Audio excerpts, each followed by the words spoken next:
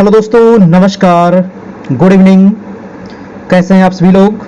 आशा करते हैं आप लोग अच्छे होंगे और अपनी तैयारी को कर रहे होंगे। और ये है बीपीएससी बिहार शिक्षक बहाली दोस्तों, और इकोनॉमिक्स का हम क्लास लेकर के आ गए हैं जी। और ये है दोस्तों एनसीईआरटी क्लास 10 का चैप्टर नंबर आपका 4।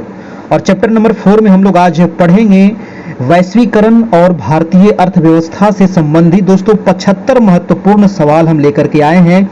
है ना, बहुत ही महत्वपूर्ण सवाल है। इस चैप्टर से जितने भी सवाल बनते थे मैंने उठा कर रख दिया है, और बिल्कुल बहुत मेहनत लगा है दोस्तों इसको बनाने में। पूरा देखना है, वीडियो को शुरू से अंत तक देखना है, तभी आपको पूरा इसके बारे में जानकारी हो पाएगा। सारा क्वेश्चन आपका कंप्लीट हो जाएगा। यहाँ से बहुत सारा क्वेश्चन आपको एग्जाम में देखने को मिलेगा, जो भी सामाजिक विज्ञान के स्टूडेंट हैं आपके 9-10 वाले, है ना, क्योंकि 9-10 सामाजिक विज्ञान की दोस्तों पूरी तैयारी करवाई गई है। भाई साहब आप जाकर के देख लीजिए, है ना, पूरी तैयारी करवाई गई है आपका ज्योग्राफी का, हिस्ट्री का, पॉलिटी का, इकोनॉमिक्स का, है ना। और ये देखिए आपका कल आपकी ये इकोनॉमिक्स वाली समाप्त हो जाएगी। क्लास 10 में टोटल 5 चैप्टर है, और ये पांचों चैप्टर हम करवा देंगे। उसके बाद आप लोग को फिर ज्योग्राफी की क्लास स्टार्ट होगी दोस्तों आपके मंडे से, है ना। मंडे से हम ज्योग्राफी का क्लास स्टार्ट करेंगे। 40 प्रश्नों का दोस्तों जो आपका सेट रहेगा, और 40 प्रश्न का जिस अनुसार से आपको एग्जाम में पूछा जाएगा, तो उसी अनुसार से हम भी सेट आप सभी के लिए लेकर के आएंगे। और डेली जो आपकी टेस्ट होगी रात में 9 बजे से होगी आपका ज्योग्राफी वाला, ठीक है ना। तो बिल्कुल आप लोग सभी लोग चैनल को सब्सक्राइब कर लीजिए, लाइक कर लीजिए, अपने दोस्तों को शेयर कर दीजिए। यहाँ से दोस्तों आपको एक भी सवाल बाहर एग्जाम में नहीं आने वाला है। अगर आपको पीडीएफ से अगर आप पढ़ना चाहते हैं, है ना, अगर आपके पास समय ज़्यादा नहीं है, क्योंकि अब तो ज़्यादा टाइम नहीं बचा है, मात्र आपके पास अब दोस्तों 20 दिन आपका अब समय बचा है, इससे ज़्यादा समय नहीं है। तो इतने दिन में हम कैसे अच्छे से तैयारी कर लेंगे? तो पूरा पीडीएफ आपको, चाहे जो भी आपका सब्जेक्ट होगा, हिस्ट्री होगा, ज्योग्राफी होगा, या हिस्ट्री पॉलिटी होगा, या फिर ज्योग्राफी पॉलिटी होगा, या ज्योग्राफी इकोनॉमिक्स होगा, कुछ भी होगा, 2 सब्जेक्ट आपको पूछा जाएगा एग्जाम में, है ना। मैं आपको 2 सब्जेक्ट या 4 सब्जेक्ट आपको चाहिए तो 4 सब्जेक्ट आपको मिल जाएगा, ठीक है। तो ये पीडीएफ आपको मिल जाएगा दोस्तों इस नंबर पे। आप पीडीएफ के माध्यम से भी पूरा अगर पढ़ लेते हैं तो इससे बाहर आपको एग्जाम में नहीं देखने को मिलेगा, ठीक है। तो ये रहा आपका टेस्ट, आज का टेस्ट नंबर 4 है। वैश्वीकरण और भारतीय अर्थव्यवस्था से संबंधित 75 सवाल हम लाए हैं दोस्तों। तो हम लोग इसको थोड़ा सा फास्ट करेंगे ताकि जितना जल्दी हो सके हम इसको कंप्लीट करें, है ना। वीडियो भी ज़्यादा लंबा नहीं करना है, ठीक है। तो ये रहा हमारा फ़ोन पे, गूगल पे नंबर, और ये हमारा व्हाट्सएप नंबर है। मात्र इसमें 251 चार्ज है ना, ओनली 251 चार्ज है। तो आप पे करके हमारा पीडीएफ नोट्स आप ले सकते हैं, ठीक है। 7857824310 ये नंबर है दोस्तों। फ़ोन पे, गूगल पे, पेटीएम, किसी भी माध्यम से पे करके इसी नंबर पर हमको व्हाट्सएप कर दीजिएगा। अपने नंबर से आपको जोड़ दिया जाएगा दोस्तों, ठीक है।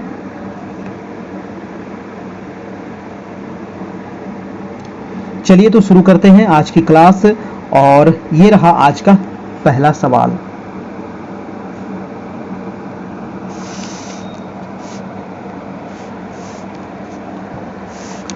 चलिए दोस्तों, तो पहला सवाल का आप लोग जवाब दीजिएगा। फर्स्ट नंबर सवाल है, आप लोग अपना अपना कमेंट नीचे कमेंट बॉक्स में करते चलना है, लाइव चैट में, है ना जी। प्रश्न है कि वैश्वीकरण की नीति से किस क्षेत्र को लाभ नहीं हुआ है? बताइए, वैश्वीकरण की नीति से किस क्षेत्र को लाभ नहीं हुआ है? ऑप्शन है कृषि क्षेत्र, विनिर्माण क्षेत्र, सेवा क्षेत्र, या फिर इनमें से सभी। क्या होगा? देखिए मैं ऑप्शन नहीं पढ़ूंगा, मैं थोड़ा सा फास्ट चलूंगा, आप लोग इसका जवाब देते चलिएगा फटाफट, क्योंकि ये वीडियो काफ़ी फिर लंबा हो जाएगा। तो वैश्वीकरण से कह रहा है कि लाभ किसको नहीं हुआ है? तो विनिर्माण क्षेत्र को दोस्तों इससे बहुत ज़्यादा लाभ हुआ है, सेवा क्षेत्र को इससे बहुत ज़्यादा लाभ हुआ है। लेकिन दोस्तों जो लाभ नहीं हुआ है वो है हमारा कृषि क्षेत्र, है ना। कृषि क्षेत्र को इससे लाभ नहीं हुआ है, यानी कि जो हमारा आंसर हो जाएगा वो आपका आंसर नंबर ए हो जाएगा। आपका बिल्कुल सही जवाब हो जाएगा दोस्तों, आपका ऑप्शन नंबर ए हो जाएगा। अगला सवाल है आपका दूसरा नंबर प्रश्न देखिएगा, कह रहा है कि बुक बिल्डिंग क्या है? बताइए, बुक बिल्डिंग से क्या तात्पर्य है? ऑप्शन पढ़िए जल्दी से, इसका आप लोग जवाब देने का प्रयास कीजिए आपका कि बुक बिल्डिंग क्या होता है दोस्तों। ऑप्शन कह रहा है कि किसी कंपनी के आय व्यय खाते तैयार करना, या फिर बी है कि किसी कंपनी के लाभ और हानि विवरणों के परिचालन करना, या सी है कि विशेषतः निविदाओं के माध्यम से प्रतिभूतियों के सार्वजनिक प्रस्ताव के लिए अभिवादन आमंत्रित करना। तो बुक बिल्डिंग का मतलब हो जाएगा आपका ऑप्शन नंबर सी, यहाँ से बिल्कुल सही हो जाएगा, ऑप्शन नंबर सी हो जाएगा। अगला प्रश्न चलते हैं आपका, प्रश्न नंबर है आपका दोस्तों 3 नंबर सवाल कह रहा है कि निम्नलिखित में से किस कारक ने वैश्वीकरण को नहीं बढ़ाया है? अब देखिए वो कौन सा कारक है जो वैश्वीकरण को नहीं बढ़ाया है, ये आपको बताना है। ऑप्शन देखिए, प्रौद्योगिकी है, व्यापार का उदारीकरण, WTO या बैंकों का राष्ट्रीयकरण। देखिए प्रौद्योगिकी से दोस्तों वैश्वीकरण तो बहुत ज़्यादा बढ़ा है, व्यापार से भी हुआ है, WTO की स्थापना से भी हुआ है, लेकिन बैंकों का राष्ट्रीयकरण से ऐसा कुछ नहीं है कि वैश्वीकरण हुआ है। ऑप्शन हो जाएगा आपका ऑप्शन नंबर दोस्तों डी नंबर आपका बिल्कुल सही हो जाएगा। नेक्स्ट सवाल है आपका सवाल नंबर 4 नंबर प्रश्न है कि कीमतों में परिवर्तन के कारण अपने व्यवसाय या परिसंपत्तियों की रक्षा करने के लिए किसी क्रेता या विक्रेता द्वारा की गई कार्यवाही को निम्न में से क्या कहा जाता है? बताइए, बहुत बड़ा सवाल है ना, और ये काफ़ी इंपॉर्टेंट है। जितने भी प्रश्न हैं दोस्तों आपके बुक से लिए गए हैं और बुक से ही आपको एग्जाम में पूछा जाएगा, और थोड़ा सा भाषा टाइप का एग्जाम में पूछा जाएगा, है ना। सिंपल सवाल तो नहीं रहेगा, थोड़ा सा घुमाया हुआ सवाल रहेगा आप लोग को, ठीक है। और डिफिकल्टी लेवल बोला ही गया है कि ग्रेजुएट लेवल का रह सकता है। देखिए ऐसा नहीं कि सारा क्वेश्चन आपका डिफिकल्ट रहेगा, है ना, सारा क्वेश्चन डिफिकल्ट नहीं रहेगा, उसमें 20 से 25% जो क्वेश्चन रहेगा वो डिफिकल्ट रहेगा। बाकी जो क्वेश्चन रहेगा दोस्तों आप आराम से बना सकते हैं, ठीक है। ज़्यादा टेंशन लेने की आवश्यकता नहीं है, आराम से पढ़िए, ज़्यादा टेंशन नहीं लेना है, बिल्कुल आराम से आप पढ़ते चलिए। प्रश्न है इसका आंसर क्या हो जाएगा जी? इसका आंसर हो जाएगा दोस्तों प्रतिरक्षा, ऑप्शन नंबर आपका ए हो जाएगा। नेक्स्ट प्रश्न चलिएगा, आपका प्रश्न नंबर है आपका 5 नंबर। कह रहा है कि बहुराष्ट्रीय कंपनियां विदेशों में निवेश क्यों करती है? बताइए दोस्तों, जो बहुराष्ट्रीय कंपनियां होती है ये विदेशों में निवेश क्यों करती है? तो अपने अधिक लाभ के लिए, बिल्कुल ठीक बात है। अपने देश के लोगों के बेहतरी के लिए, ऐसा नहीं है देश के लोगों को अगर बेहतरी के बाद सोचने लगे कंपनी, तब तो फिर दुनिया बदल ही जाएगा दोस्तों, है ना, ऐसा नहीं है। दूसरे देशों की बेहतरी के लिए भी गलत है, ये भी गलत है। आंसर हो जाएगा दोस्तों ऑप्शन नंबर ए, सिर्फ अपने लाभ के लिए दोस्तों ये दूसरे देशों में निवेश करती है आपका। अगला प्रश्न हो जाएगा दोस्तों आपका प्रश्न नंबर 6 नंबर सवाल है कि व्यावसायिक समस्याओं में इष्टतम समाधान खोजने के लिए सभी विकल्पों का मूल्यांकन करना एक अंतःशास्त्रीय गतिविधि है। इसे निम्नलिखित में से क्या कहा जाता है? बताइए, इसे क्या कहा जाता है? ऑप्शन है व्यवसाय अनुसंधान, प्रबंध अनुसंधान, प्रचालन अनुसंधान या वाणिज्य अनुसंधान। तो इसे क्या कहा जाएगा दोस्तों? A, B, C, D क्या होगा? तो इसका जो राइट आंसर हो जाएगा ऑप्शन नंबर दोस्तों आपका सी हो जाएगा, आपका प्रचालन अनुसंधान इसको कहा जाता है। और नेक्स्ट सवाल है आपका कि फोर्ड ने 1700 करोड़ लागत से अपना संयंत्र कहाँ स्थापित किया है? अब देखिए फोर्ड जो कंपनी है दोस्तों, है ना, फोर्ड जो कंपनी है ये 1700 करोड़ से दोस्तों भारत में ये अपना संयंत्र स्थापित किया है। और ये कहाँ किया है? मुंबई में किया है, कोलकाता में किया है, या फिर आपका कानपुर में किया है, या चेन्नई में किया है। तो फोर्ड के द्वारा जो अपना संयंत्र लगाया गया है दोस्तों, ये लगाया गया है आपको चेन्नई में, है ना। जो आपका आंसर हो जाएगा वो आंसर हो जाएगा आपका डी नंबर चेन्नई। और इसके बारे में देखिए कुछ क्वेश्चन के बारे में जो इंपॉर्टेंट चीज़ें हैं मैं वो यहाँ पर नोट कर दिया हूँ, आप इसको देख सकते हैं कि 1995 में फोर्ड मोटर से भारत आई और चेन्नई के निकट एक सबसे बड़ा संयंत्र स्थापित किया और 17 करोड़ इसमें निवेश किया था दोस्तों आपका, ठीक है। और ये भारत में कब आई थी? तो 1995, ये भी आपको पूछ सकता है, तो ध्यान रखना है ना। फोर्ड मोटर्स, और ये कहाँ लगाई थी अपनी कंपनी को? तो चेन्नई में आपका, ठीक है। 1700 करोड़ का इसमें निवेश किया था। अगला सवाल है आपका 8 नंबर की विश्व व्यापार संगठन की स्थापना कब होती है? बहुत इंपॉर्टेंट सवाल है। विश्व व्यापार संगठन या कि WTO वर्ल्ड ट्रेड ऑर्गेनाइजेशन, इसी को पहले गैट के नाम से जाना जाता था दोस्तों, है ना, इसी को पहले गैट के नाम से जाना जाता था। और इसका WTO की जो स्थापना हुई 1 जनवरी 1995 से इसकी स्थापना होती है ना। जो इसका राइट आंसर हो जाएगा आपका आंसर नंबर आपका बी हो जाएगा, 1 जनवरी 1995 याद रखना है आपका, ठीक है। WTO में अगर कहे दोस्तों वर्तमान में कितने सदस्य देश हैं? तो 164 देश अभी इसमें शामिल है, 164 आपका। और 164वां जो देश है दोस्तों वो है आपका अफगानिस्तान। अगला प्रश्न है आपका 8 नंबर की किसी राष्ट्र की राष्ट्रीय आय निम्नलिखित में से क्या होती है? अब जैसे कोई देश है दोस्तों उसका राष्ट्रीय आय क्या होता है, ये सवाल है आपसे, है ना। कोई देश है, कोई राष्ट्र है, तो उसका राष्ट्रीय आय क्या होगा? ऑप्शन है सरकार का वार्षिक राजस्व, या फिर सकल राष्ट्रीय उत्पाद, या सार्वजनिक क्षेत्र के उपक्रमों का अधिशेष, या निर्यात या आयात, क्या होगा? तो किसी राष्ट्र की जो राष्ट्रीय आय होती है वो सकल राष्ट्रीय उत्पाद ही होता है। आपका राइट आंसर हो जाएगा, बिल्कुल सही बात है, बिल्कुल सभी लोगों का बिल्कुल ठीक आ रहा है, ऑप्शन नंबर आपका बी हो जाएगा। वीडियो को एक बार सभी लोग लाइक कर दीजिएगा, जितने लोग आ गए हैं, है ना, एक बार वीडियो को लाइक कर देना है। चैनल पर नए होंगे तो सब्सक्राइब कर लीजिएगा। मंडे से आपकी ज्योग्राफी की क्लास स्टार्ट होगी और फिर आपका पॉलिटी की भी क्लास स्टार्ट हो जाएगी। प्रश्न है दोस्तों कि उदारीकरण का अर्थ है आपका, है ना, उदारीकरण का क्या अर्थ है? अर्थव्यवस्था को प्रत्यक्ष नियंत्रण से मुक्त करना, या विभिन्न प्रतिबंधों को समाप्त करना, या अर्थव्यवस्था को खोलना या उपयुक्त सभी। देखिए उदारीकरण, उदारीकरण का मतलब ही होता है कि अर्थव्यवस्था को प्रत्यक्ष नियंत्रण से क्या करना, मुक्त करना, विभिन्न प्रतिबंधों को समाप्त करना, अर्थव्यवस्था को खोलना, यानी कि जो आपका आंसर हो जाएगा ऑप्शन नंबर आपका डी हो जाएगा दोस्तों, बिल्कुल सही जवाब। ठीक है, नेक्स्ट सवाल है आपका, नेक्स्ट प्रश्न है 10 नंबर सवाल कह रहा है कि भारत सरकार ने सभी वाणिज्यिक बैंकों के लिए यह बाध्यकारी कर दिया है कि, अब देखिए जो भारत सरकार ने सभी वाणिज्यिक बैंकों के लिए क्या बाध्यकारी किया है, ये आपसे पूछ रहा है, ये आपको बताना है। भारत सरकार ने सभी वाणिज्यिक बैंकों के लिए बाध्यकारी कर दिया है कि वे सरकारी प्रतिभूतियां खरीदने के लिए अपने नकदी का कुछ अंश खर्च करे। इसको निम्नलिखित में से क्या कहा जाता है? तो इसको क्या कहा जाता है दोस्तों? इसको कहा जाता है, जल्दी से बताइए इसका answer A B C D में क्या होने वाला है। इसका जो आंसर हो जाएगा सांविधिक नकदी अनुपात इसको कहते हैं, यानी कि ऑप्शन नंबर ए हो जाएगा आपका बिल्कुल सही जवाब। अगला प्रश्न चलिएगा, आपका प्रश्न नंबर है 11 नंबर। प्रश्न कह रहा है कि निम्नलिखित में से उन करों या शुल्कों को ज्ञात कीजिए जिनकी प्राप्ति को राज्यों के साथ बांटने की जरूरत नहीं है। तो राज्यों के साथ बांटने की जरूरत किसको नहीं, किसकी, कौन सा शुल्क का नहीं है दोस्तों, या कौन सा कर को हम राज्य के साथ नहीं बांटते हैं?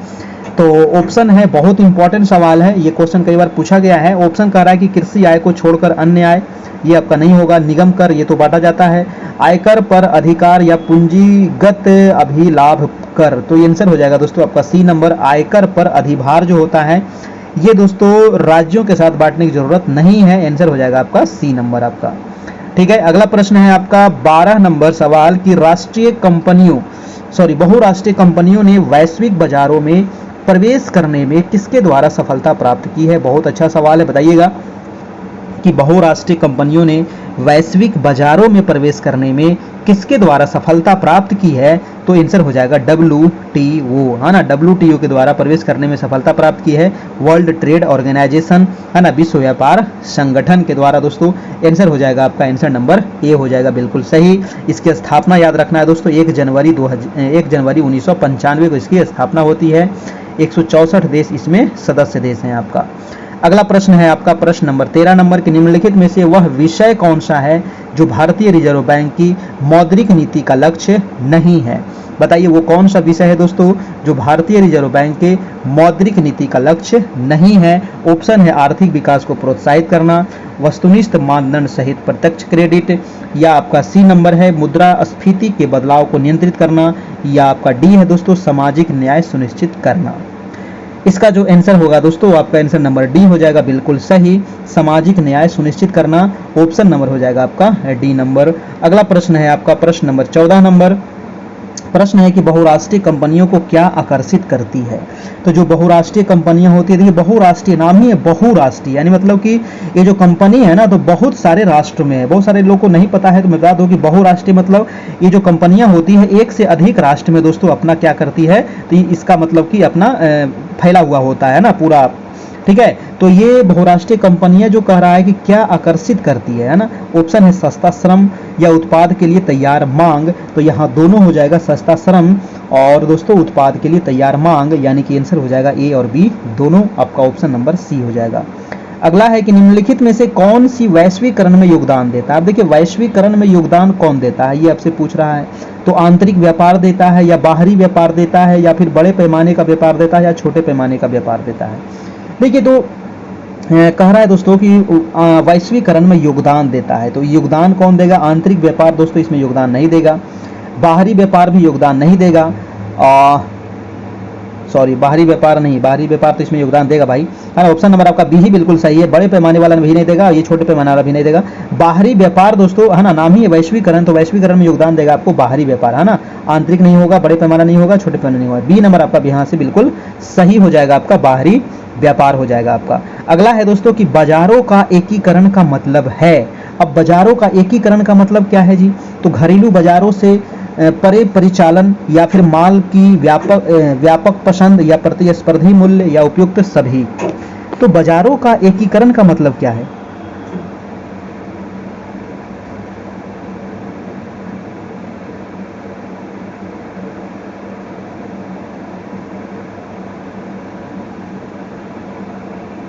क्या होगा आंसर? तो बाजारों का एकीकरण का मतलब है घरेलू बाजारों से परे परिचालन, या माल की व्यापक पसंद या प्रतिस्पर्धा मूल्य, इनमें से सभी हो जाएगा आपका ऑप्शन नंबर डी हो जाएगा आपका। नेक्स्ट प्रश्न है आपका 17 नंबर। इसके बारे में यहाँ पर थोड़ा सा डिटेल में लिख दिया हूँ, तो आप इसको यहाँ से पढ़ भी सकते हैं, आपको पीडीएफ दे दिया जाएगा, वहाँ से आप इसको पढ़ लीजिएगा। अगला सवाल देखिएगा आपका 17 नंबर। प्रश्न है कि औपनिवेशिक काल के दौरान, है ना, निम्नलिखित में से वह क्षेत्र कौन सा है जिसमें मुख्यतः ब्रिटिश पूंजी का निवेश किया जाता था। क्या होगा दोस्तों, औपनिवेशिक काल के दौरान कह रहा है कि वह कौन सा क्षेत्र है, वह क्षेत्र कौन सा है जिसमें मुख्यतः ब्रिटिश पूंजी निवेश करता था। दोस्तों ब्रिटिश पूंजी का निवेश किया जाता था, तो वो आधारभूत संरचना बिल्कुल गलत है, उद्योग सेवाएं, यहाँ पर जो आंसर हो जाएगा वो आपका कृषि हो जाएगा, आपका ऑप्शन नंबर आपका सी हो जाएगा दोस्तों, बिल्कुल सही जवाब। अगला प्रश्न है आपका सवाल नंबर 18 नंबर। प्रश्न कह रहा है कि निम्नलिखित में से कौन सी वैश्वीकरण की विशेषता नहीं है। अब वैश्वीकरण की विशेषता नहीं पूछ रहा है हमसे, तो नहीं विशेषता क्या हो जाएगा, देश के बीच तीव्र तालमेल, या फिर है आपका देशों के बीच अधिक वस्तुओं और सेवाओं का आदान प्रदान, या आयात पर कर बढ़ाना, या देशों के बीच नौकरी शिक्षा आदि के लिए लोगों को आना जाना वैश्वीकरण के द्वारा लोगों को आपस में जोड़ने का परिणाम होगा। ये भी ठीक है दोस्तों, और ये भी ठीक है, ये भी ठीक है, लेकिन नहीं पूछ रहा था कौन सी विशेषता नहीं है, तो आयात पर कर लगाना दोस्तों ये इसकी विशेषता नहीं है, तो सी नंबर यहाँ से बिल्कुल ठीक हो जाएगा आपका, है ना। चारों ऑप्शन पढ़िएगा एग्जाम में, उसके बाद ही जवाब दीजिएगा, है ना, एक ऑप्शन पढ़ के जवाब मत दीजिएगा। प्रश्न है कि अर्थतंत्र में ज्ञान, तकनीकी कुशलता, शिक्षा आदि को माना जाता है। अब देखिए अर्थशास्त्र में, अर्थतंत्र में दोस्तों ज्ञान है, तकनीकी कुशलता है, शिक्षा है, इसको क्या माना जाता है, तो इसको तो कहा जाता है, इसी को ना कहा जाता है मानव पूंजी। यही तो दोस्तों आपका मानव पूंजी है, ठीक है, इसी को तो कहेंगे मानव पूंजी आपका, है ना। ऑप्शन नंबर आपका ये बी हो जाएगा, बिल्कुल सही जवाब। नेक्स्ट सवाल हो जाएगा आपका सवाल नंबर 20 है कि वैश्वीकरण के द्वारा लोगों को आपस में जोड़ने का परिणाम क्या होगा। बताइए, वैश्वीकरण के द्वारा दोस्तों लोगों को आपस में जोड़ने का परिणाम होगा। ऑप्शन है कि उत्पादों में पहले से कम प्रतियोगिता, उत्पादों में पहले से अधिक प्रतियोगिता, उत्पादों में कोई प्रतियोगिता नहीं, या फिर उच्च शक्ति का एकाधिकरण।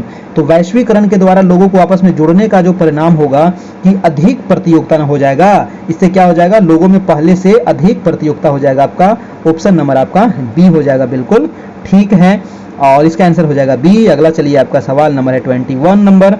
21 सवाल कह रहा है दोस्तों कि ब्याज से संबंधित समापन अधिमान्य सिद्धांत का प्रतिपादन किया था। बहुत इंपॉर्टेंट सवाल है, बताइएगा, ब्याज से संबंधित समापन अधिमान्य सिद्धांत का प्रतिपादन किसने किया था दोस्तों, तो ये प्रतिपादन किया गया था जे.एम. किन्स के द्वारा, ठीक है, जे.एम.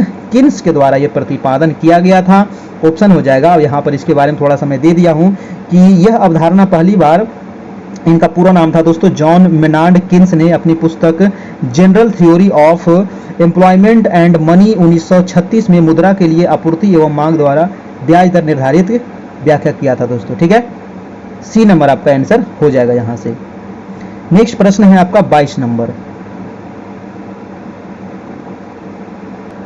22 नंबर प्रश्न कह रहा है दोस्तों कि घरेलू बाजार में बहुराष्ट्रीय कंपनियों का प्रवेश किनके लिए हानिकारक साबित हो सकता है। बहुत इंपॉर्टेंट सवाल है कि घरेलू बाजार में बहुराष्ट्रीय कंपनियों का प्रवेश किनके लिए हानिकारक साबित हो सकता है, तो ऑप्शन दिया गया है कि सभी बड़े पैमानों पर निर्माता, या सभी घरेलू उत्पाद, या सभी घटिया घरेलू उत्पाद, या सभी छोटे पैमानों पर उत्पाद। तो किसके लिए हानिकारक हो सकता है दोस्तों, तो हानिकारक हो सकता है सभी बड़े पैमाने निर्माता, इस पर असर नहीं पड़ेगा, इसको तो फायदा ही होगा।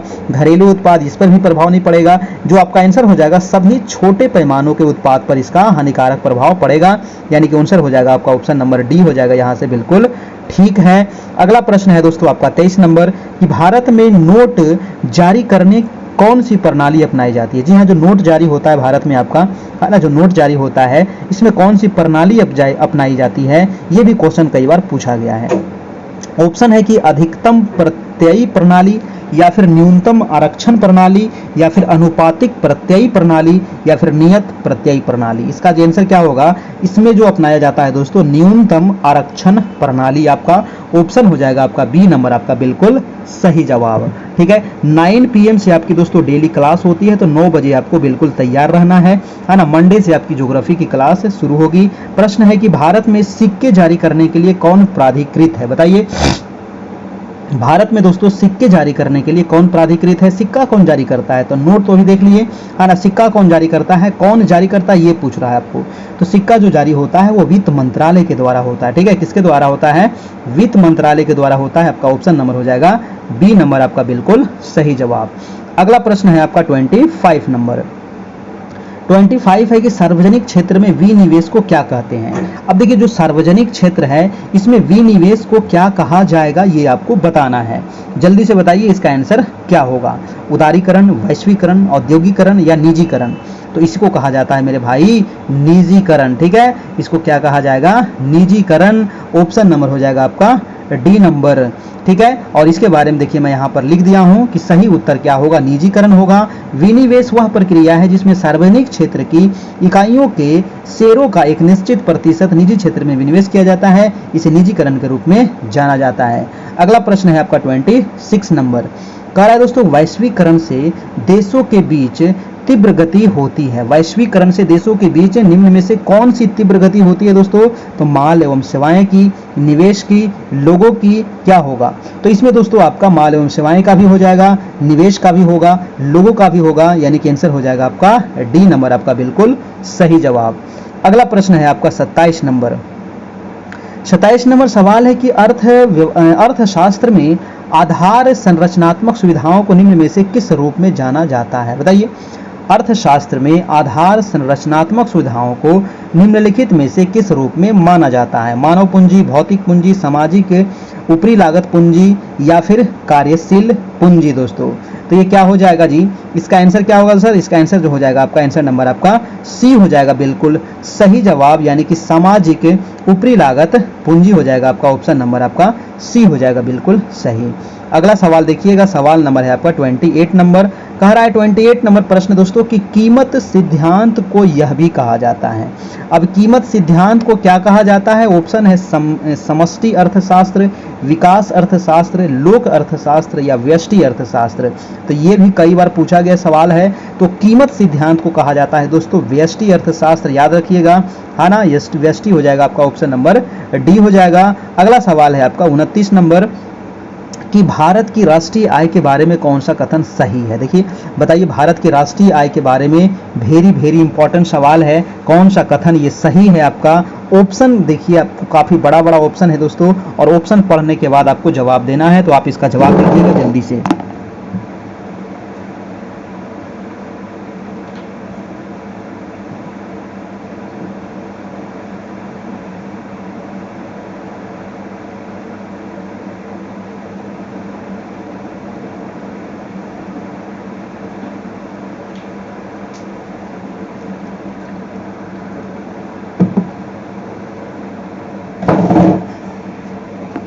देखिए तो इसका आंसर जो हो जाएगा संयुक्त रूप से कृषि और उद्योग की अपेक्षा सेवाओं का प्रतिशत दोस्तों, डी नंबर आपका इसका बिल्कुल सही हो जाएगा।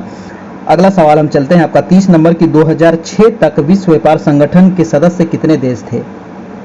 अब देखिए यहाँ पर 2006 तक कह रहा है, ठीक है। मैं आपको बताया कि वर्तमान में कितने सदस्य देश हैं, तो वर्तमान में दोस्तों आपके हो जाएंगे 164 सदस्य देश हैं वर्तमान में, और 2006 तक इसमें कितने देश थे, तो 149 देश थे आपका, ठीक है। 2006 तक आपके बुक में दिया गया था 6 तक, इसीलिए यहाँ पर क्वेश्चन दे दिए हैं, और ऐसे वर्तमान भी हम यहाँ पर लिख दिए हैं कि विश्व व्यापार संगठन में दोस्तों ये दुनिया का सबसे बड़ा अंतर्राष्ट्रीय आर्थिक संगठन है, जिसमें 164 सदस्य देश इसमें प्रतिनिधित्व है। 164वां देश कौन सा है, तो ये आपका अफगानिस्तान है। अगला प्रश्न है दोस्तों आपका 31 नंबर की एंजल का नियम किनके बीच संबंध बताता है दोस्तों। एंजल का नियम ऑप्शन दिया गया है किसी वस्तु की मांग की मात्रा और कीमत, और आपका बी नंबर है आपका कि स्थानापन्न वस्तुओं की मांग की मात्रा की कीमत, या सी है मांग की मात्रा और उपभोक्ताओं की रुचि, या आपका डी है कि मांग की मात्रा और उपभोक्ताओं की आय दोस्तों। तो ये एंजल का जो नियम कहता है ना, एंजल का नियम किसके बारे में कहता है, तो एंजल का नियम हो जाएगा आपका डी नंबर, मांग की मात्रा और उपभोक्ताओं की आय। ये सारे आपको याद रखना पड़ेगा, है ना, तभी काम हो पाएगा दोस्तों। अगला प्रश्न है कि जब पूर्ण उत्पाद वर्धमान दर से बढ़ता है तो क्या होता है, बताइए।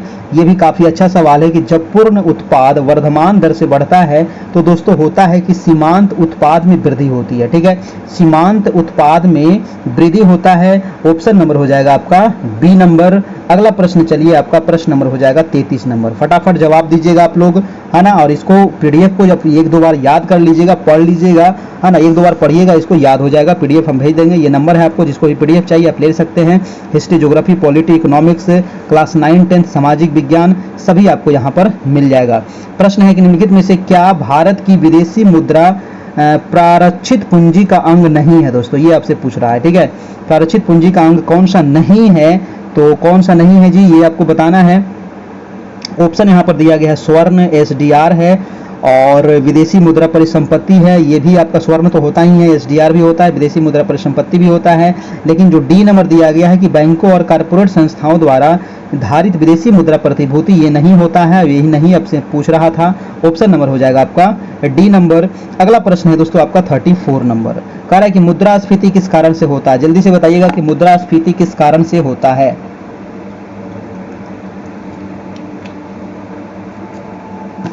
मुद्रास्फीति किस कारण से होता है, तो आंसर हो जाएगा आपका मुद्रा पूर्ति में वृद्धि से होता है आपका, ठीक है। मुद्रा पूर्ति में वृद्धि से ही आपका मुद्रास्फीति होता है। ऑप्शन नंबर हो जाएगा आपका डी हो जाएगा। इसमें कीमत आपका क्या होता है, बढ़ते चला जाता है।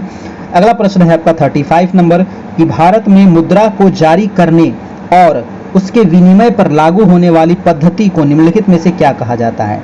देखिए, भारत में मुद्रा को जारी करने और उसके विनिमय पर लागू होने वाली पद्धति को क्या कहते हैं, तो ऑप्शन दिया गया है आपको दोस्तों कि अनुपातिक रिजर्व पद्धति कहते हैं, या फिर आपका अनुपातिक रिजर्व पद्धति, या फिर नियत रिजर्व पद्धति, या फिर न्यूनतम रिजर्व पद्धति, या फिर परिवर्ती रिजर्व पद्धति। तो इसको कहा जाता है दोस्तों न्यूनतम, है ना, न्यूनतम रिजर्व पद्धति, आपका रिजर्व पद्धति, यानी कि ऑप्शन नंबर हो जाएगा आपका सी नंबर। अगला प्रश्न है आपका सवाल नंबर 36 नंबर। प्रश्न है कि निम्नलिखित में से मूल्यांकन के कौन से यूनिट को पेपर गोल्ड कहा जाता है। बहुत इंपॉर्टेंट सवाल है दोस्तों कि मूल्यांकन के कौन से यूनिट को क्या कहेंगे, पेपर गोल्ड कहा जाएगा। ऑप्शन है यूरो डॉलर, या पेट्रो डॉलर, या जीडीआर, या एसडीआर। किसको कहेंगे दोस्तों, किसको कहा जाएगा, जल्दी बताइए, एसडीआर, है ना। तो मूल्यांकन के कौन से यूनिट को पेपर गोल्ड कहेंगे दोस्तों, तो एसडीआर को ही कहा जाता है पेपर गोल्ड।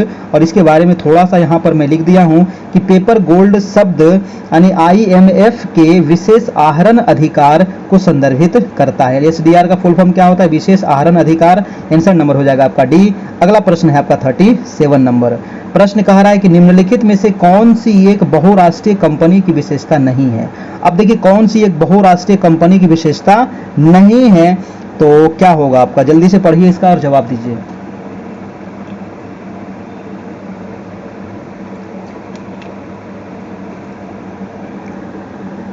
देखिए, बहुराष्ट्रीय कंपनी की जो विशेषता नहीं है दोस्तों, यह केवल, जैसे ही केवल शब्द आता है तो ये ऑप्शन ऐसे ही गलत हो जाएगा। तो कह रहा है कि यह केवल अपने देश के श्रमिकों पर काम करती है। नहीं, ऐसा बात नहीं है, नाम ही इसका बहुराष्ट्रीय, तो ढेर सारे में काम करेगा। आपका आंसर हो जाएगा डी नंबर। अगला प्रश्न है आपका 38 नंबर। प्रश्न है कि किसी वस्तु की मांग मुख्यतः किस पर निर्भर करती है। तो किसी वस्तु की जो मांग है दोस्तों, ये किस पर निर्भर करेगा, है ना। तो मांग जो निर्भर करता है खरीदने वाले की शक्ति पर निर्भर करता है। ऑप्शन नंबर हो जाएगा आपका, ओहो कहाँ गया,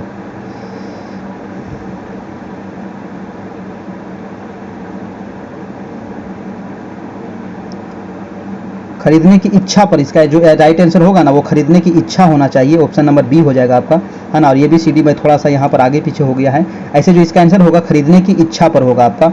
अगला प्रश्न देखिएगा आपका 39 नंबर। 39 नंबर सवाल है दोस्तों कि किसी अर्थव्यवस्था की, प्रश्न कह रहा है कि किसी अर्थव्यवस्था की सामाजिक आधारित संरचना के घटकों को क्या कहते हैं। बताइए, किसी अर्थव्यवस्था की सामाजिक आधारित संरचना के घटकों को क्या कहते हैं। तो सामाजिक आधारित जो संरचना है हमारा, इसके जो घटक है, इसको कहा जाता है दोस्तों शिक्षा, स्वास्थ्य और बैंक। ऑप्शन नंबर आपका बी हो जाएगा। अगला प्रश्न है आपका 40 नंबर। 40 नंबर सवाल कह रहा है कि कोई फर्म, जी हाँ, कोई फर्म जो है वो 1000 मूल्य के नए शेयर सीधे व्यक्तियों को बेच देता है ना। सीधे किसको बेच देता है, व्यक्तियों को बेचता है। तो इसका क्या प्रभाव पड़ेगा, तो इसका प्रभाव क्या होगा दोस्तों, इसका प्रभाव यही होगा कि सकल राष्ट्रीय उत्पाद में 1000 की वृद्धि होगी। नहीं, सकल घरेलू में भी गलत है, ये भी गलत हो जाएगा। सकल राष्ट्रीय उत्पाद पर कोई प्रभाव इसका नहीं पड़ेगा, यानी कि आंसर हो जाएगा आपका ऑप्शन नंबर डी हो जाएगा। चलिए अगला प्रश्न देखिएगा, फटाक से जवाब दीजिएगा कि भारत में नई आर्थिक नीति कब लागू की गई थी? बहुत इंपॉर्टेंट सवाल है, नई आर्थिक नीति। और ये मनमोहन सिंह के जब वो वित्त मंत्री थे उस समय लागू किया गया था दोस्तों 1991 में आपका, ठीक है, 1991 में। और यहाँ पर कह रहा है कि नई आर्थिक नीति 1991 में 1991 को आर्थिक संकट के जवाब में नरसिम्हा राव के प्रशासन द्वारा लागू किया गया था। उस समय नरसिम्हा राव की सरकार थी। अगला प्रश्न है आपका 42 नंबर कि भारत में वैश्वीकरण द्वारा आकर्षित एफडीआई से क्या संबंधित है? देखिए एफडीआई के बारे में यहाँ पर पूछ रहा है ना। तो एफडीआई यानी कि प्रत्यक्ष विदेशी निवेश से क्या संबंधित है? तो ऑप्शन है विश्व बैंक, बहुराष्ट्रीय कंपनियां, या विदेशी सरकारें, या फिर उपयुक्त में से कोई नहीं। इसका आंसर हो जाएगा दोस्तों आपका बहुराष्ट्रीय कंपनियां। ऑप्शन नंबर हो जाएगा आपका बी नंबर। अगला प्रश्न है आपका 43 नंबर। 43 कह रहा है कि वस्तु और सेवा कर, है ना, वस्तु और सेवा कर यानी कि GST, goods and service tax. जी हाँ, गुड्स एंड सर्विस टैक्स का भार कह रहा है कि किस पर पड़ेगा? तो इसका भार किस पर पड़ेगा? तो भार पड़ेगा आपके ऊपर पड़ेगा, और किस पर पड़ेगा? यानी कि उपभोक्ता के ऊपर पड़ेगा दोस्तों। ऑप्शन नंबर हो जाएगा आपका ए नंबर, उपभोक्ता के ऊपर। अगला प्रश्न है आपका 44 नंबर कि वैश्वीकरण को फैलाने में किसने बड़ी भूमिका निभाई है? जी हाँ, तो वैश्वीकरण को फैलाने में दोस्तों बड़ी भूमिका किसने निभाई है? तो सूचना प्रौद्योगिकी, नहीं, सूचना प्रौद्योगिकी, हाँ ठीक है, और परिवहन तकनीक। हाँ दोस्तों ये दोनों हो जाएगा आपका, सूचना प्रौद्योगिकी यानी कि जो आईटी क्षेत्र है और आपका परिवहन तकनीक है, ये दोनों हो जाएगा आपका। ऑप्शन नंबर सी हो जाएगा आपका, बिल्कुल ठीक है। अगला प्रश्न देखिएगा आपका 45 नंबर, कह रहा है कि उत्पाद विधि द्वारा राष्ट्रीय आय का परिकलन करने की विधि को क्या कहा जाता है? बताइए, उत्पाद विधि द्वारा राष्ट्रीय आय का परिकलन करने की विधि को यह भी कहा जाता है, यानी कि क्या कहा जाता है? ऑप्शन है आय विधि, मूल्य वर्धित विधि, या व्यय विधि, या निवल उत्पाद विधि। तो इसको कहा जाता है दोस्तों मूल्य वर्धित विधि। ऑप्शन नंबर हो जाएगा आपका बी नंबर हो जाएगा, बिल्कुल ठीक जवाब है। अगला प्रश्न है 46 नंबर कि परिमाण मूलक सुलाभ का अर्थ क्या होता है? बताइए, परिमाण मूलक सुलाभ का अर्थ क्या होता है? तो ऑप्शन दिया गया है आपका, परिमाण मूलक सुलाभ का अर्थ क्या होता है? ऑप्शन है कि उपभोक्ताओं के लिए विकल्प, ठीक है, उपभोक्ताओं के लिए सेवाओं का गुणवत्ता, ठीक है, विदेशी निवेश, यानी कि आंसर हो जाएगा भाई साहब डी नंबर आपका हो जाएगा आपका, ठीक है। अगला प्रश्न है आपका 47 नंबर। 47 कह रहा है कि न्यूनतम आरक्षण प्रणाली के अंतर्गत नोट जारी करने वाले एकमात्र प्राधिकारी के रूप में भारतीय रिजर्व बैंक को कम से कम कितने मूल्य की परिसंपत्तियां रखनी होती है? जी हां दोस्तों, बहुत ही इंपॉर्टेंट सवाल है। तो न्यूनतम आरक्षण प्रणाली के अंतर्गत नोट जारी करने वाले एकमात्र प्राधिकारी के रूप में भारतीय रिजर्व बैंक जो नोट जारी करता है किस आधार पर? तो न्यूनतम आरक्षण प्रणाली के आधार पर, अभी बताए थे, है ना। तो कम से कम कितने मूल्य की परिसंपत्तियां उसको रखना पड़ता है? तो 200 करोड़ का आपका, ठीक है, 200 करोड़। ऑप्शन नंबर हो जाएगा आपका सी नंबर। अगला प्रश्न है दोस्तों आपका 48 नंबर कि भारत के बाजारों में बहुत इंपॉर्टेंट है, कितने दशक पहले वस्तुओं की विविधता नहीं थी? देखिए आज के समय में ना वस्तुओं की इतनी ज्यादा विविधता है ना, कोई भी सामान की बहुत ज्यादा विविधता है ना, बहुत ज्यादा कंपटीशन है मार्केट में, है ना। विविधता है तो कंपटीशन तो होगा ही होगा। तो कितने साल पहले ये विविधता नहीं था दोस्तों? है ना, था लेकिन बहुत कम था। तो वो आज से 2 दशक पहले यानी कि आज से 20 साल पहले ये विविधता बहुत कम था। अगला प्रश्न है आपका 49 नंबर, कह रहा है कच्चे माल की आपूर्ति कहां से होती है? देखिए कच्चे माल की आपूर्ति कौन करेगा भाई? कच्चे माल के बिना कंपनी चलेगा? नहीं चलेगा। तो कच्चे माल की आपूर्ति जो करेंगे वो स्थानीय कंपनी के द्वारा किया जाता है, ठीक है, स्थानीय क्षेत्र के द्वारा किया जाएगा, स्थानीय लोगों के द्वारा किया जाएगा, स्थानीय कंपनी के द्वारा किया जाएगा। आंसर हो जाएगा आपका सी नंबर। अगला प्रश्न देखिएगा आपका 50 नंबर। 50वां नंबर प्रश्न है दोस्तों, और आधा तक हम लोग लगा दिए हैं। इसी बात पर आप लोग वीडियो को थोड़ा सा लाइक कर दीजिएगा, चैनल पर नए होंगे तो सब्सक्राइब भी कर लेना है। प्रश्न है कि निवेश किसे कहते हैं? बताइएगा, निवेश किसे कहते हैं? अब देखिए निवेश आप करते हैं ना, किसी भी चीज में करते होंगे, जैसे जमीन खरीदते होंगे, भवन खरीदते होंगे, भवन बनाते होंगे, मशीन कोई खरीदते होंगे, या अन्य उपकरण जो आप खरीदते हैं, तो ये तो निवेश ही है ना। ये उसमें क्या कर रहे हैं? निवेश कर रहे हैं, इसी को कहा जाता है निवेश। ऑप्शन नंबर आपका ए हो जाएगा। अगला है कि बहुराष्ट्रीय कंपनी द्वारा बहुराष्ट्रीय कंपनी द्वारा किए गए निवेश को क्या कहते हैं? तो बहुराष्ट्रीय कंपनी जो निवेश करती है इसको क्या कहा जाता है? तो इसको घरेलू कहेंगे? नहीं नहीं, इसको घरेलू भी नहीं कहेंगे, देसी भी नहीं कहेंगे, संयुक्त भी नहीं कहेंगे, इसको विदेशी निवेश कहते हैं ना। तो एक देश से दूसरे देश में आपस में लोग क्या करते हैं, तो निवेश करते हैं और अपना काम करते हैं। अगला प्रश्न है आपका 52 नंबर, कह रहा है कि बहुराष्ट्रीय संयुक्त उत्पादन क्या है? बताइए संयुक्त उत्पादन क्या है? ऑप्शन है कि बहुराष्ट्रीय कंपनियों का स्थानीय, या फिर आपका कंपनियों के साथ संयुक्त उत्पादन, या फिर राष्ट्रीय कंपनियों का उत्पादन, नवीनतम प्रौद्योगिकी, या डी नंबर है गाड़ियों का उत्पादन। देखिए नाम ही है दोस्तों संयुक्त। अब संयुक्त का मतलब क्या हुआ कि कंपनी के साथ संयुक्त उत्पादन होगा, है ना, कंपनी के साथ मिल करके संयुक्त उत्पादन होगा, इसी को कहेंगे संयुक्त उत्पादन। ऑप्शन नंबर हो जाएगा आपका बी नंबर। कोई दिक्कत इनमें से नहीं है। अगला सवाल देखिएगा 53 नंबर। 53 है कि बहुराष्ट्रीय कंपनियों के निवेश का आम रास्ता क्या है? अब देखिए बहुराष्ट्रीय कंपनी में निवेश करने का आम रास्ता क्या है ये पूछ रहा है।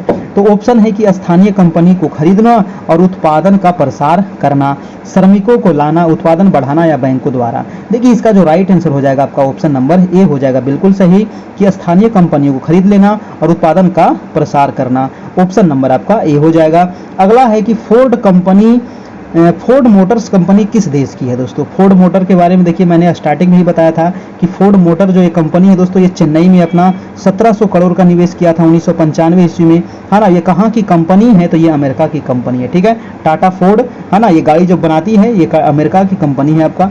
अगला है दोस्तों कि फोर्ड मोटर्स कंपनी भारत में कब आई थी? तो मैंने बताया था ना ये कब आई थी, 1995 ईस्वी में दोस्तों, है ना, 1995 ईस्वी में। और कहाँ स्थापित की थी? तो चेन्नई में आपका, ठीक है। चलिए अगला प्रश्न है आपका, वैश्वीकरण क्या है? वैश्वीकरण क्या है? तो वैश्वीकरण का मतलब होता है कि विभिन्न देशों के बीच परस्पर संबंध, बिल्कुल ठीक है। एकीकरण की प्रक्रिया, ये भी ठीक है। वस्तुओं और सेवाओं का आदान प्रदान करना, ये भी ठीक है। यानी कि आंसर क्या हो जाएगा आपका? डी नंबर हो जाएगा, बिल्कुल सही जवाब। अगला प्रश्न है आपका 56 नंबर। 56 नंबर सवाल कह रहा है दोस्तों कि परिवहन प्रौद्योगिकी से क्या संभव हुआ है? अब देखिए परिवहन जो प्रौद्योगिकी आज के समय में इतना ज़्यादा विकास कर गया है, तो इससे संभव क्या हुआ है? कह रहा है कि लंबी दूरियों तक वस्तुओं की आपूर्ति कम लागत है, बिल्कुल ठीक है। वैश्वीकरण को बढ़ावा मिलता है, ये भी ठीक है। समय की बचत होती है, ये भी ठीक है। यानी कि इसका भी आंसर क्या हो जाएगा? इनमें से सभी हो जाएगा आपका। अगला सवाल है आपका 58 नंबर। कह रहा है कि दूर संचार सेवाएं कौन सी है? अब देखिए दूर संचार सेवा सबके घर में है, आपके घर में है, सबके हाथ में है दोस्तों। टेलीफोन है ना, टेलीग्राफ हो गया, मोबाइल फोन फ्लैक्स हो गया, टेलीफोन हो गया, ये सभी चीजें किस में आ जाएगा? ये सभी दोस्तों दूर संचार सेवाएं हैं आपका, ठीक है। अगला प्रश्न है आपका 59 नंबर। प्रश्न है कि भारत जैसे उपनिवेशों से कैसे पदार्थ निर्यात होते थे? अब देखिए भारत जैसे, देखिए जो उपनिवेश देश था दोस्तों, मतलब कि अंग्रेज के समय की बात कर रहा है, तो उस समय किस प्रकार से पदार्थ, कौन सा पदार्थ यहाँ से निर्यात होता था? तो कच्चा माल निर्यात होता था और खाद्य पदार्थ निर्यात होता था। ये आपका बिल्कुल सही है, ऑप्शन नंबर ए हो जाएगा, है ना। ये मतलब जो बात कर रहा है ना, उपनिवेश के टाइम पर बात कर रहा है। वर्तमान समय में तो मोबाइल वगैरह भी होता है, तैयार वस्तुएं भी होता है ना, लेकिन उस टाइम पर आपका आंसर नंबर ए हो जाएगा आपका, है ना। अगला सवाल देखिएगा आपका सवाल नंबर 60 नंबर। 60 नंबर है कि दूरस्थ देशों को जोड़ने का मुख्य जरिया क्या है? अब देखिए दूरस्थ देश मतलब जो देश बहुत दूर दूर है ना, तो उसको जोड़ने का जरिया क्या है दोस्तों? तो उसको कैसे हम लोग जोड़ते हैं? व्यापार के माध्यम से एक देश दूसरे देश जुड़ जाते हैं, है ना। जैसे भारत है, तो भारत में दोस्तों बहुत दूर दूर से, अमेरिका से भी व्यापार होता है भारत में, ऑस्ट्रेलिया से भी व्यापार होता है ना, दक्षिण अफ्रीका से भी आता है सामान हमारे यहाँ, ठीक है, ब्राजील से भी हमारे यहाँ सामान आता है कि नहीं। तो ये व्यापार के माध्यम से निश्चित हो पाया है, ठीक है। अगला सवाल है आपका कि बहुराष्ट्रीय कंपनी क्या है? अब देखिए बहुराष्ट्रीय कंपनी क्या है ये आपको बताना है। ऑप्शन है स्वयंकारी संस्था है, या एक से अधिक देशों में उत्पादन पर नियंत्रण अथवा स्वामित्व रखने वाली कंपनी है, या कल्याणकारी पार्टी है। पार्टी तो होगा नहीं, निर्यात करने वाली कंपनी है। तो बहुराष्ट्रीय कंपनी का मतलब ही होता है दोस्तों कि एक से अधिक देशों में उत्पादन पर नियंत्रण अथवा स्वामित्व रखने वाली।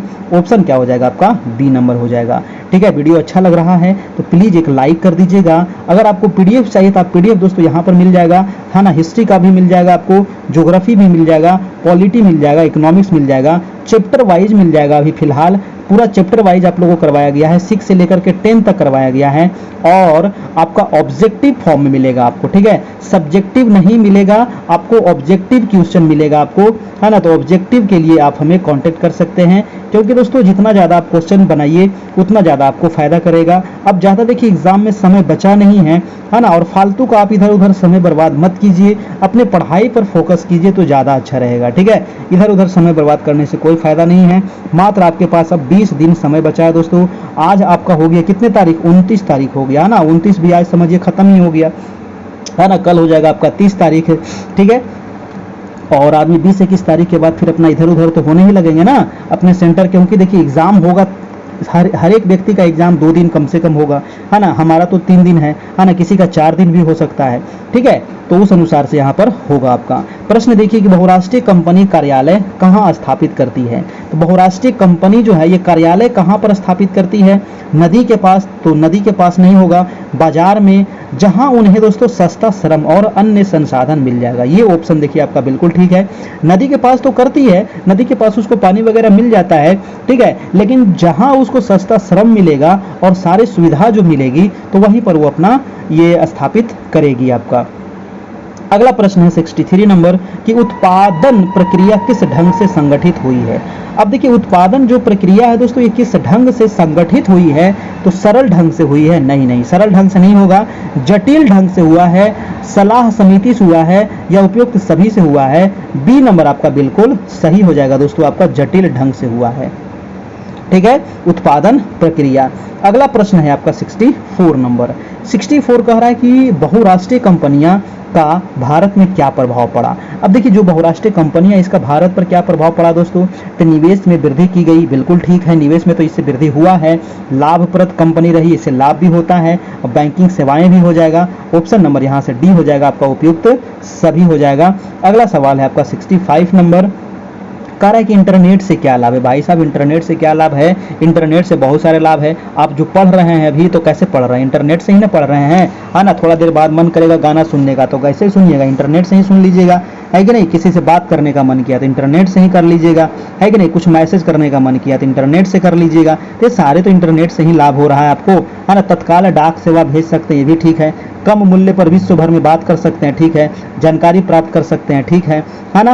आंसर क्या हो जाएगा आपका, उपयुक्त सभी हो जाएगा। इनमें से सभी चीजें आप कर सकते हैं, है ना। ये सभी चीजों क्वेश्चन जो है ये आप खुद में सोचिए, है ना, कल्पना कीजिए और इसका आंसर देने का प्रयास कीजिए, ठीक है। इकोनॉमिक्स जो चीज है ना आपके आस पास, है ना, आपके आस पास, आपके देश दुनिया विदेश में जो हो रहा है वही तो इकोनॉमिक्स है, उसी से तो सवाल आपको पूछ देगा, बस उसका भाषा थोड़ा सा बदल जाता है ना। अगर आप भाषा को पकड़ लेते हैं, ठीक है, प्रैक्टिकली करने का प्रयास कीजिए, कोई भी क्वेश्चन को प्रैक्टिकली थोड़ा सा सोचिए और उसका जवाब दीजिए, और 90% आपका दोस्तों सही हो जाएगा, ठीक है ना। आपके आसपास जो चीजें हो रही है वैसे इकोनॉमिक्स के बारे में आप देख रहे हैं, ये वैश्वीकरण क्या हो रहा है आपके आसपास ही तो हो रहा है ना, है कि नहीं। ऐसा थोड़ी कि ये घटना कभी घट गया था। इतिहास में क्या होता है कि याद करना पड़ता है ना, आप बाबर कब आया, बाबर कब मरा, बाबर कौन लड़ाई किया, ठीक है। लेकिन यहाँ पर वैसा कुछ थोड़ी है, यहाँ पर तो जो आपके घटना घट रही है उसी को दोस्तों आपको याद रखना पड़ेगा, उसी को दोस्तों आपको बनाना पड़ेगा, है ना, समझना पड़ेगा ऑप्शन के आधार पर।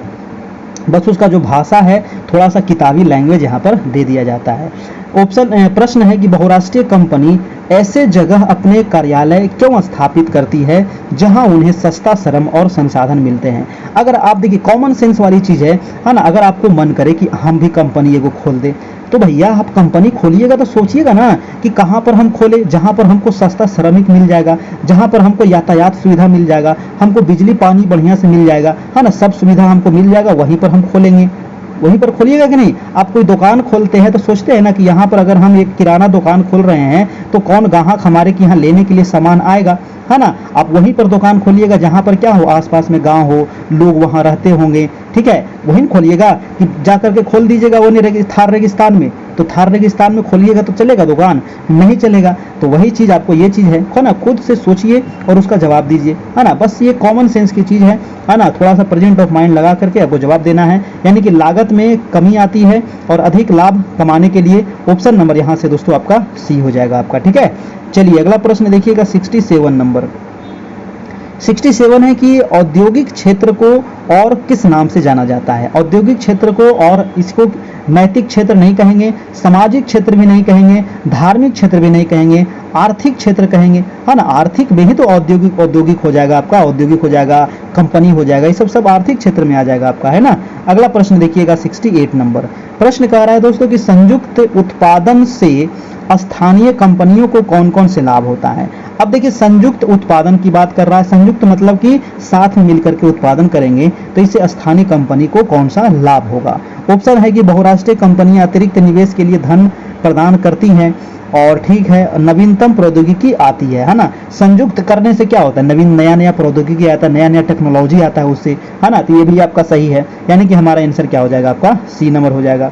ठीक है, अगला प्रश्न देखिएगा 69 नंबर 69 है कि विदेशी व्यापार का बुनियादी कार्य क्या है। दोस्तों विदेशी व्यापार का बुनियादी कार्य क्या है, तो ऑप्शन है कि अन्य देशों के बाजारों में प्रतिस्पर्धा करना, और बी है कि बाहर के बाजारों में पहुंचने के लिए उत्पादों को अवसर प्रदान करना, या आपका सी है खरीदारों के समक्ष वस्तुओं के अन्य विकल्प रखना। और बिल्कुल ठीक हो जाएगा, विदेशी व्यापार का मतलब ही होता है ये सारे चीज हो जाएगा दोस्तों। आपका ऑप्शन नंबर आपका डी हो जाएगा यहाँ से, बिल्कुल ठीक है।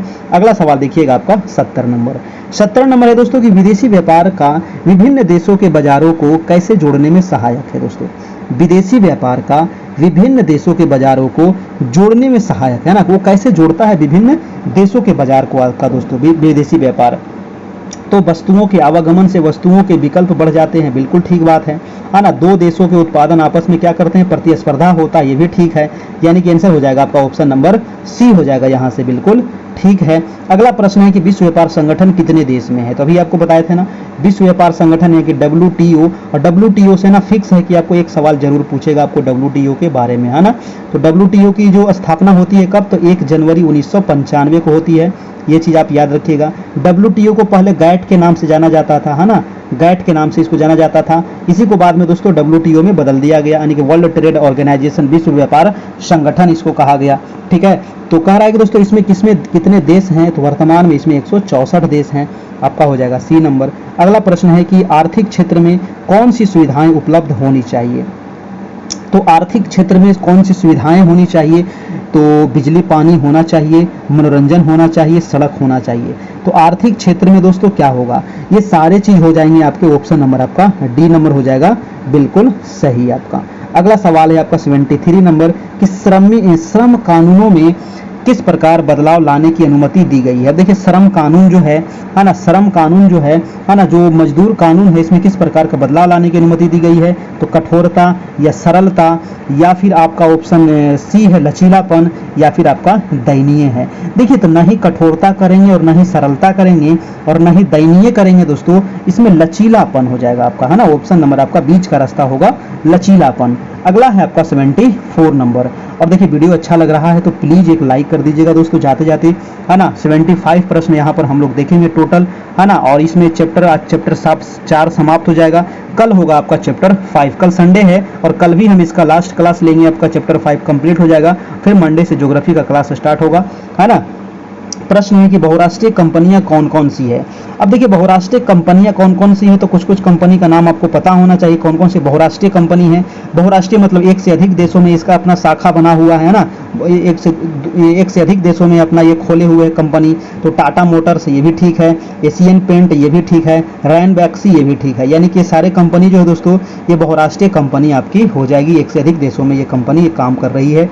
अगला प्रश्न है आपका 75 नंबर प्रश्न है दोस्तों कि बहुराष्ट्रीय कंपनी कितने प्रतिशत बचत कर सकती है। तो बहुराष्ट्रीय कंपनी जो है ये 50 से लेकर के 60% तक बचत कर सकती है, यानी कि आंसर हो जाएगा आपका डी नंबर आपका बिल्कुल ठीक जवाब हो जाएगा। तो ये रहा दोस्तों आज का टेस्ट, कैसा लगा बताइएगा। और चैप्टर नंबर 4 आपका ये कंप्लीट हो गया, है ना, वैश्वीकरण और भारतीय अर्थव्यवस्था। एक चैप्टर इसमें और बचा है क्लास 10 में, तो वो भी हम करवा देंगे कल, है ना। तो चलिए आज इतना ही रहने देते हैं। ये रहा आपका व्हाट्सएप है जहां से आप हमारे यहाँ जुड़ सकते हैं और अपनी PDF प्राप्त कर सकते हैं। ज़्यादा दिन नहीं है तो PDF लेकर के आराम से आप पढ़ लीजिए, काम आपका हो जाएगा। अगर आपको रिजल्ट चाहिए तो आपको पढ़ना जरूरी है, नहीं पढ़िएगा भैया तो फिर हम कुछ नहीं कर सकते हैं, है ना। चलिए जी, तो ये है 78 57 82 43 10, ये है वही नंबर, फ़ोन पे गूगल पे भी है, मात्र 251 इसमें अभी चार्ज है ना, ओनली 251। उसके बाद सारे PDF नोट्स आपको मिल जाएंगे और ये ऑब्जेक्टिव फॉर्म में ही मिलेगा आपको, क्योंकि देखिए अब सब्जेक्टिव ज़्यादा पढ़ने का समय नहीं है, सब्जेक्टिव बहुत पढ़ लिए, सब्जेक्टिव आप पढ़िए भी मत, ठीक है। मैं मना करूँगा सब्जेक्टिव पढ़ने का। अब जितना ज़्यादा से ज़्यादा हो सकेगा दोस्तों रिवीजन करिए, टेस्ट दीजिए, है ना, ऑब्जेक्टिव क्वेश्चन याद कीजिए, वो ज़्यादा आपको फ़ायदा करेगा, ठीक है। अब ज़्यादा नया कुछ चीज़ मत पढ़िए, है ना, नया चीज़ ज़्यादा आप मत पढ़िए, रिवीजन करिए, जो चीज़ आप पढ़ लिए इधर 1 महीना 2 महीना में उसको रिवीजन करिए तो ज़्यादा फायदा करेगा, ठीक है। तो चलिए आज इतना रहने देते हैं, फिर मिलते हैं नेक्स्ट क्लास में कल। तब तक के लिए खुश रहिए, मस्त रहिए और अच्छे से तैयारी करते रहिए। समय दिन प्रतिदिन बीतते जा रहा है ना। चलिए धन्यवाद।